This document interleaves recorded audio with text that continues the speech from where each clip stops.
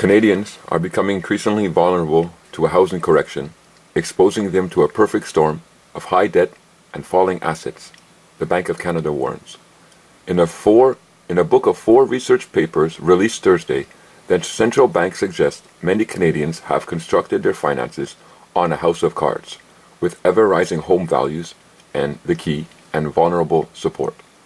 The bank economics point out that home prices have risen sharply in the past dozen or so years, along with debt, as households needed both bigger mortgages to buy homes and used equity from higher home values to finance other purchases. These facts are interrelated. These facts are interrelated, since rising house prices can facilitate the accumulation of debt, the report notes. Households therefore experience a significant shock if house prices were to reverse. It adds the falling home prices could have a relatively large impact on consumption as equity disappears and the ability of householders to borrow is diminished. It calculates that a 10% drop in home prices could generate a 1% decline in consumption, which would slow down economic growth. Well, those numbers are full of garbage. TD Bank chief economist Craig Alexander said that fact that the central bank devoted its winter review on a single topic, debt, demonstrates how seriously it takes this issue. And he says the bank's example of a 10% correction is not unrealistic, given that it is the overvaluation figure the International Monetary Fund gives for Canadian housing stock. Alexander himself believes it could be as much as 15%.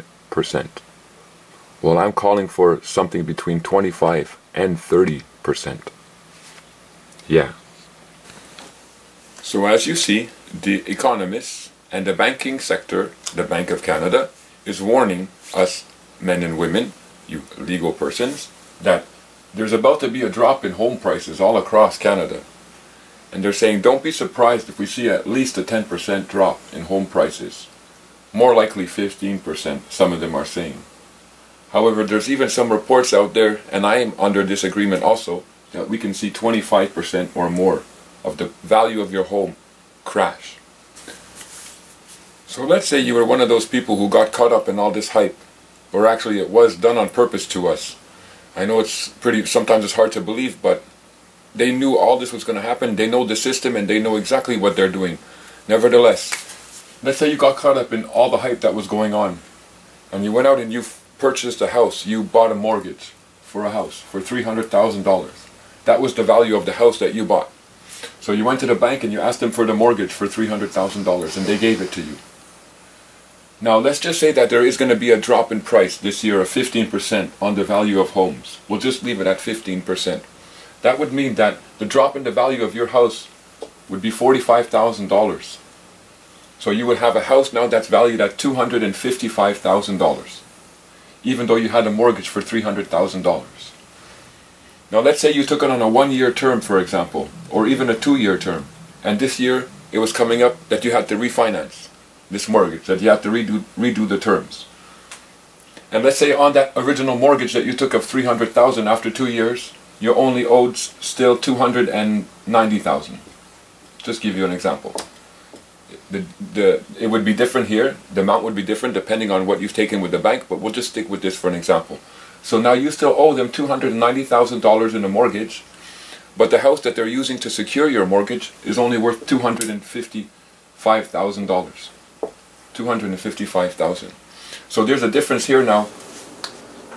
So you still have a mortgage of $290,000 on a house now because it's been devalued from the market that's only worth $255,000. And you're asking for a loan from the bank to refinance this mortgage that you have, $290,000. But they're going to say to you, well, I'm sorry, your house, the value of it is only $255,000. I can't lend you more than what the value of your house is. So you have to make up that difference of $35,000 on your mortgage. And if you can't make up the difference, well, guess what's going to happen to you and the ownership rights that you have attached to your legal person? You're going to lose it all. If we see a 25% drop in the value of homes, you had a house that was worth $300,000, You got to finance from the bank for $300,000. You lose 25% value on your home. You lose $75,000 on the value of your home. Now your house value on the market is only $225,000. But your refinance, your mortgage is up for new terms. So you have to go for the bank and ask to be refinanced for this mortgage. You still owe them $290,000. But your house is only worth $225,000 now. You have to make up the $65,000. The bank will not lend it to you. They'll tell you, take a loan apart from this mortgage. See if you qualify. Ask somebody to help you. Do something to get that money. Because if you can't get that money, guess what? You're about to lose your home.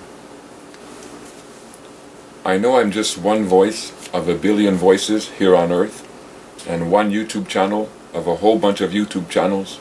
But just wanted to warn you, and if you go back and look at my economic videos, in the beginning of last year, I had put them out towards the end of last year, sorry. I was telling people to be careful, don't lock into mortgages. This is a setup. All this has been done on purpose. And I know some people that might hear this might think that, oh, this is conspiracy, they wouldn't do this on purpose. Yeah, they would, and they did. This system is horrible. If you understand the functioning of it, and the ones behind the power, evil does exist on earth. Evil does manifest itself on earth. And these actions here are completely evil. Now what you're going to do here in Canada, the banks are going to start taking away people's homes that can't find the $30,000 or the $60,000 to refinance their mortgages, even though their mortgages, their consumer notes are not marked properly, according to the Bills of Exchange Act here in Canada. Is this what the crooked politicians are going to let start to happen here in Canada to the people? This is ridiculous, because you know, all you people sitting up there in the Parliament of Canada, you know what's about to happen here to the men and women here who have worked hard for their homes and have invested their energy and have been deceived by the banks. And now this economic crash is going to come, 25%, 15% drop in the house, so that they're not going to be able to afford or refinance their home, and they're going to lose their homes and their families will be on the street. You're going to let that continue in Canada here? This is a shame. It's sad and a shame that instead of stealing the houses from the people, why don't you start operating under the legal guarantee that you've given to the men and women here in Canada and help them now to keep their homes? And tell the banks, hands off. And tell the international money changers, hands off. Unacceptable. We guaranteed these people that they have a right to housing and they have a right to a progressive, better life. And the banks are stealing that away from the people. And it's about to happen all across Canada in a major way. You better learn how to defend yourself from these crooked politicians and from this crooked system, or else you're going to wind up on the losing end.